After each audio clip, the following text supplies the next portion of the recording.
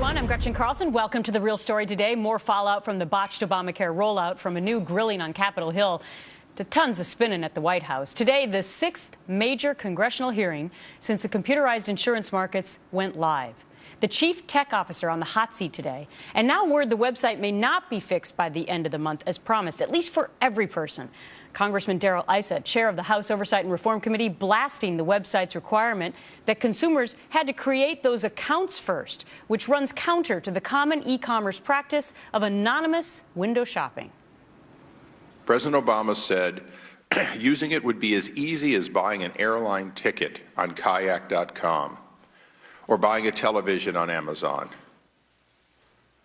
This is an insult to Amazon and Kayak. For millions of Americans, it's about losing insurance the president promised you can keep, period. Peter Ducey, live at the White House. Lots to talk about today. Hi, Peter. Hi, Gretchen. There is a lot to talk about. And actually, just in the last few minutes, we learned that a fix is on the way for consumers, for Americans who saw their health plans unexpectedly canceled in the last few weeks. And the press secretary, Jay Carney, says that we should expect an announcement about whatever this remedy is sooner rather than later. The president has always been eager to work with lawmakers of both parties who are sincerely interested in improving the Affordable Care Act. Meanwhile, House Republicans are highlighting those cancellation notices and basically telling the White House, "We told you so." Now, back in 2010, we had a meeting at the Blair House with the president before he signed Obamacare into law. And I raised with the president the issue of plans being canceled. And there, the president actually admitted that he knew people would lose their plans, yet he kept making this false promise. At two separate hearings on the Hill today, lawmakers pressed administration officials about security at healthcare.gov, and those officials promised that security testing will never stop. But one of them revealed that more than a dozen cyber attacks have already been launched against the site. We have had a handful of reports from the Department of Health and Human Services, a number of about 16, as my memory recalls. And we are aware of one open source action attempting to perpetrate a denial of service attack against the healthcare.gov site that has been unsuccessful. And today we also learned that right now healthcare.gov has a capacity of about 20 to 25,000 users at a time. And Gretchen, that's roughly half the amount that the administration's chief technology officer says he believed there would be when the website first launched more than a month ago. All right. As we said, tons of information, all of it new. Thanks so much, Peter. Well, the White House doing damage control ever since the botched Obamacare rollout. Here's White House press secretary. Would you want his job? Jay Carney.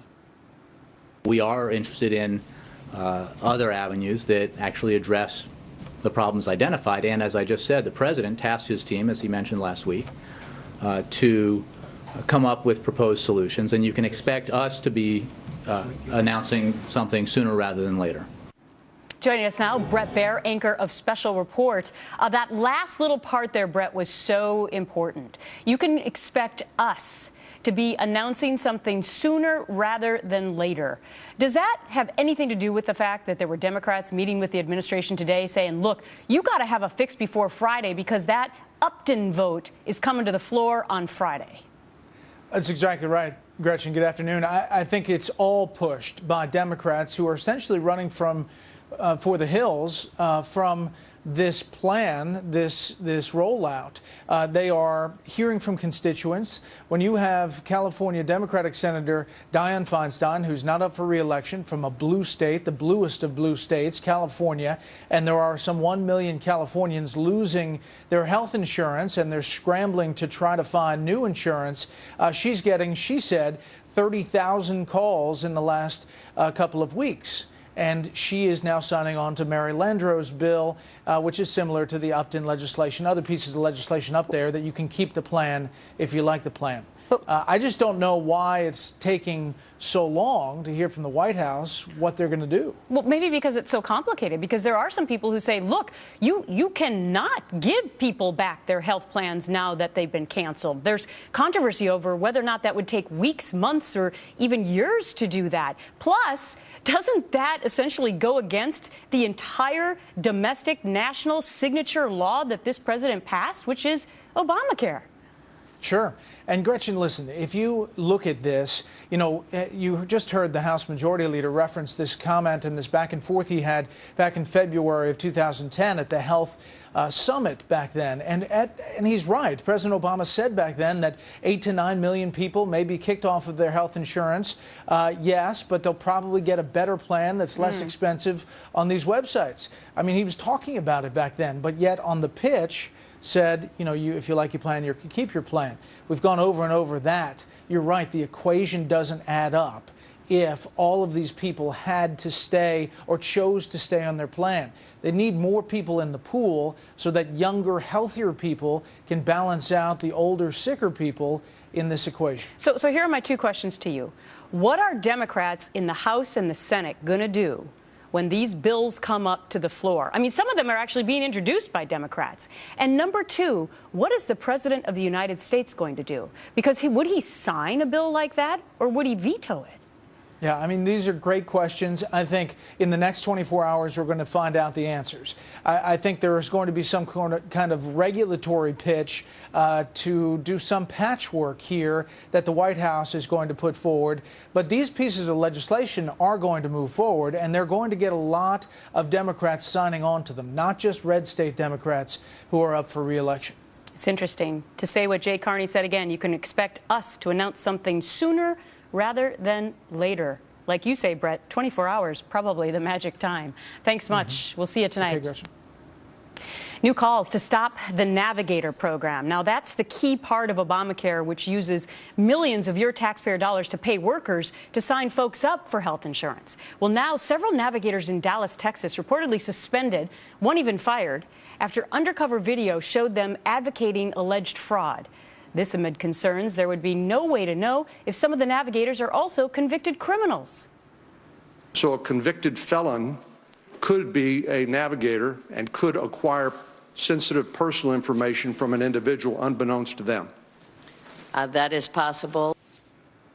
Senator John Cornyn of Texas got that incredible admission from Kathleen Sebelius, and he joins me now. Good to see you, Senator.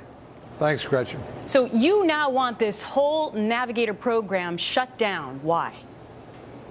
Well, it's just a half-baked idea. The idea that you're not going to vet these people for criminal convictions and other things in their background that would disqualify them from collecting sensitive personal information, from possibly engaging in some sort of identity theft is just unbelievable. But I think this is another symptom of how poorly the federal government has prepared to implement Obamacare over the last 3.5 years. And basically, the president thought if he ordered it, it would happen miraculously, when in fact it's a whole lot more complicated than that. And this scheme will never work. I just don't think any of these temporary fixes that might provide a little fig leaf for those who are running for election in 2014 are going to work, but they're going to try to do what they can to muddle through this. But unfortunately, the American consumer is going to see higher premiums. Tens of millions of people are going to lose their coverage, and Obamacare won't work. I want to get to some of those Democrats in just a moment. In the meantime, some of this undercover video in Dallas, Texas, apparently had a receptionist telling somebody on the phone, you lie because your premiums will be higher if you admit that you, for example, smoke. You just lie. Is that what was the final nail in the coffin for you? Well, yeah, I mean, this is sort of what you would expect when these people are recruited and paid by the federal government to sign people up for health care. And of course, they're going to tell them, they're incentivized to tell these people to qualify no matter what your financial circumstances are, and unfortunately encourage them to lie. So this is just another symptom of what's wrong with Obamacare. You brought up Senator Dianne Feinstein. She's now announcing she's going to co-sponsor a bill requiring insurance companies to continue offering their current plans, writing this, quote, I have received 30,842 calls, emails, and letters from Californians, many of whom are very distressed by cancellations of their insurance policies and who are facing increased out-of-pocket costs, end quote. And now Democratic Senator Jeff Merkley apparently is also going to sponsor this bill. He's from Oregon. He's also a liberal. I mean, Senator Cornyn, what are we to make of this with the American public? These people voted for Obamacare. They did, and they've been caught in a inconsistency, is the nicest way I can put it. You know, they've known since at least 2010, Gretchen, when every single Democrat in the Senate voted against more flexibility in the grandfathering provisions for existing coverage. Every single one of these Senate Democrats voted against it. Senator Mike Enzi carried that piece of legislation. And so they've known since 2010 that the president's promise that if you like what you have, you can keep it just simply isn't true. Right. Not just for people in the independent and small business market, but also for people with employer-provided coverage as well. Before I let you go, what kind of pressure does this put on the Senate to consider these bills? Well, I think we'll see what happens in the House with Fred Upton's bill that looks like is going to have some substantial Democratic support. I know the White House is probably going to offer something which won't actually fix the problem, but it'll give the appearance of doing something. And then it's up to Harry Reid whether he'll bring this bill to the floor and allow a vote on it. I hope it is successful, but I don't think it's going to work. I think the problems are baked in the cake. And I'll leave it just there. Good to see you, Senator. Thank you so much for making yourself available for The Real Story today. Thanks, Gretchen. And we want to hear from you. Send us your thoughts on more Democrats jumping ship now on Obamacare. Go to my Facebook page, facebook.com, of course, /Gretchen Carlson, and weigh in there. We're going to read your comments at the end of the show.